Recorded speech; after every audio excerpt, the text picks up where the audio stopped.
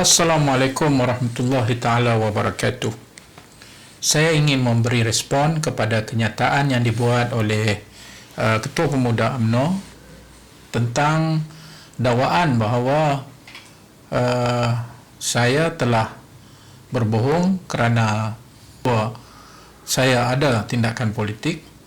Yang kedua, dia mendakwa saya menggunakan hak penolakan pertama atau first right of refusal apabila UJSB, iaitu syarikat bertujuan khas di bawah Kementerian Kewangan, sebelum dia nak menjual aset-aset tenat yang telah dipindahkan dari tabung haji kepada UJSB, maka UJSB kena rujuk kepada tabung haji, dan jikalau kami menolaknya, barulah dia akan jual di pasaran. Dan dia menyatakan ada 18 aset yang dikecualikan oleh saya, yakni saya telah membiarkan UJSB menjual aset-aset tersebut di pasaran. Saya ingin jelaskan kepada Ketua Pemuda UMNO ini bahawa perlu kita memahami apakah pakej pemulihan secara menyeluruh yang telah diusahakan oleh Kerajaan Pakatan Harapan ketika kita menjadi kerajaan. Dari situ barulah kita boleh tengok apakah implikasi-implikasinya yang sebenarnya tidak bercanggah dengan keseluruhan pakej, yang mana paling utama keseluruhan pakej ini dengan betul-betul bukan untuk jual tabung haji, tapi untuk selamatkan tabung haji. Dua benda yang berbeza, jual aset dengan selamatkan tabung haji. Kenapa? Dengan laporan yang ada di tangan kami ketika kami ambil alih daripada Jabatan Audit Negara dan daripada satu siasatan bebas daripada firma PricewaterhouseCoopers, kita berpuas hati. Kedudukan keuangan tabung haji mengikut penilaian 2017, keuangan 2017, sangat-sangat kritikal. Berpandukan kepada nilai rosot yang tidak mengikuti piayawan dan juga aliran pendapatan yang tiada tunainya.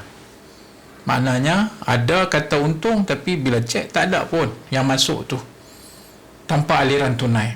Jadi keseluruhan daripada exercise ini kita masukkan di bawah satu package, iaitu menyelamatkan tabung haji. Jikalau berterusan, aset-aset yang sakit akan menyebabkan, jikalau dibuat nilai rosot yang sebenarnya, harta yang jatuh nilai dia, maka lagi teruklah kedudukan kewangan tabung haji. Paling besar ialah tidak mengikut akta.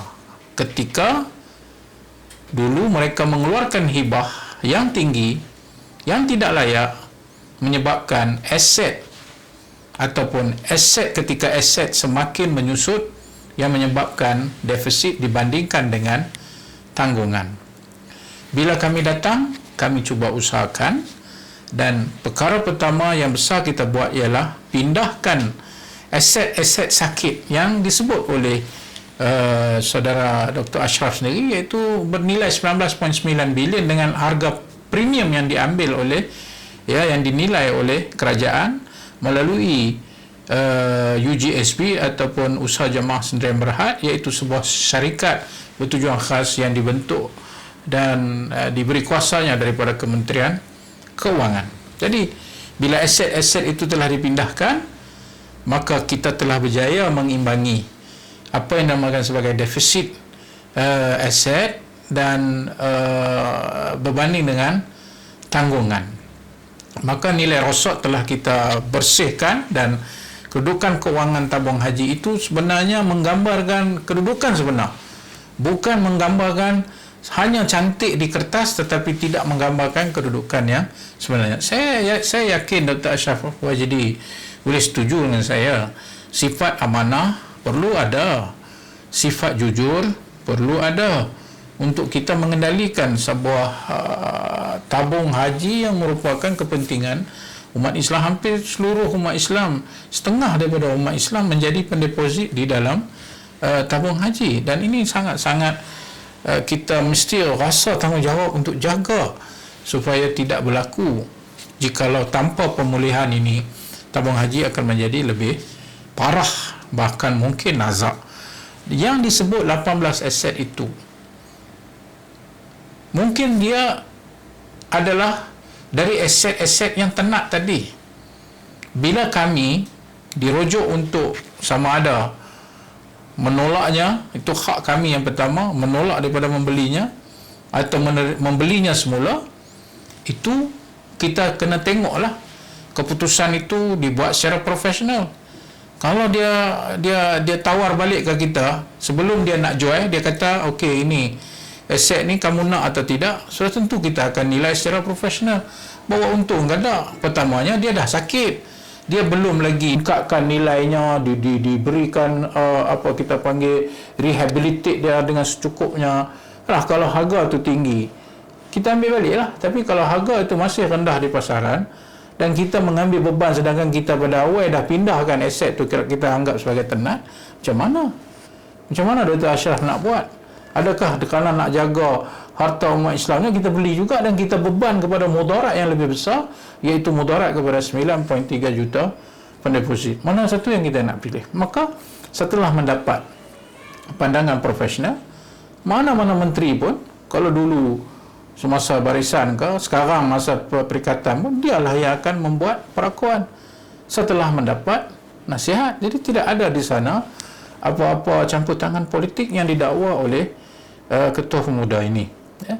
Dan saya ingin jelaskan, bagi mendapat perakuan ataupun nak cek balik apa yang saya kata ini, kenapa tidak ketua pemuda rujuk kepada lembaga pengarah hari ini dan juga pengurusi tabung haji dan juga CEO-nya Dato' Nick Hasyuddin, betul tak apa yang Mujahid cakap ni? Cek balik. Di situ anda akan mendapat lebih detail. Saya selaku menteri hanya membawa dasar untuk memastikan pakej pemulihan itu berjalan dengan lancar. Dan adalah lebih baik juga minta kepada Menteri Agama hari ini penjelasan tersebut. Yang didakwa kata Mujahid lelong, yang didakwa kata Mujahid jual, yang dikata Mujahid jual aset tabung haji, cek dengan Menteri Agama, sebab dia ada dokumen-dokumen apa yang kita dah buat. Tanya dia, betul tak kenyataan ini? Dan dia kena jawab secara jujur.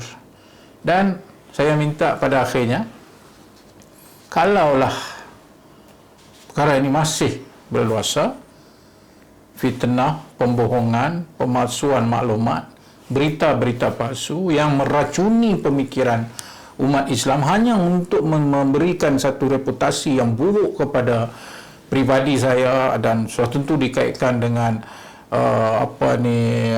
khadam DAP, itu dikaitkan pula dengan kita ni jual aset umat Islam, lalu kita dianggap sebagai pengkhianat kerana menjual nilai, atau ada orang ramai bercakap kerana anda yang telah memulakan fitnah ini.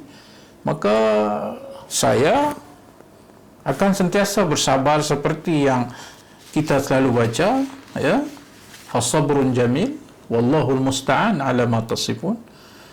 Kesabaran itu sesuatu yang indah, hanya aku serah kepada Allah sebagai pertolongan atas apa yang kamu fitnahkan, kamu bohongi itu, saya serah balik kepada Allah. Tapi ingat, kenyataan-kenyataan palsu dan fitnah ini yang lebih memberi kesan kepada saya, bukan kerana saya dimaki hamun, tetapi ia memberi kesan kepada bakal-bakal jemaah haji yang jika fitnah ini berterusan akan hilang kepercayaan dan mungkin akan memburukkan nama tabung haji itu sendiri.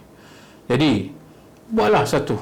Dulu mereka minta saya buat Suruhanjaya bebas diraja. Saya kata tak perlu, sebab saya dah buat pemulihan dan saya dah ada fakta-fakta dan maklumat-maklumat yang telah pun kita persembahkan kepada pihak-pihak berkenaan. Tetapi hari ini kamu masih menyatakan perkara fitnah ini, maka buatlah Suruhanjaya bebas diraja. saya akan bersedia untuk membuat penjelasan-penjelasan, dokumen semua ada kat saya atas apa usaha yang telah kita lakukan telus tanpa ada apa-apa kepentingan politik, jauhlah ada campur tangan politik untuk menyelamatkan tabung haji. Itu saranan saya kepada Dr. Ashraf, dan lain kali bila nak buat kenyataan, pandang-pandang dulu, tanya kepada orang dulu, sebab apa sebenarnya tujuan anda? Adakah kerana nak menimbulkan persepsi yang buruk, ataukah benar-benar anda berminat untuk menjaga nama baik tabung haji? Sebab setahu saya, sejak 2014 defisit telah pun diberi amaran oleh Bank Negara.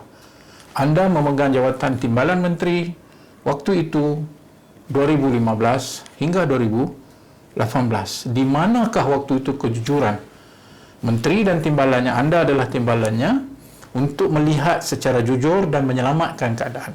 Ataukah waktu itu tak penting? Yang penting keluarkan hibah yang tinggi, tak apa. Bagi orang Islam seronok, tetapi menjejaskan jangka panjang perjalanan tabung haji. Jadi, apakah begitu jauh bezanya antara menjual aset tabung haji dengan menyelamatkan tabung haji? Kebodohan adalah satu seni apabila anda mahu kekal bodoh. Sekian. Assalamualaikum warahmatullahi wabarakatuh.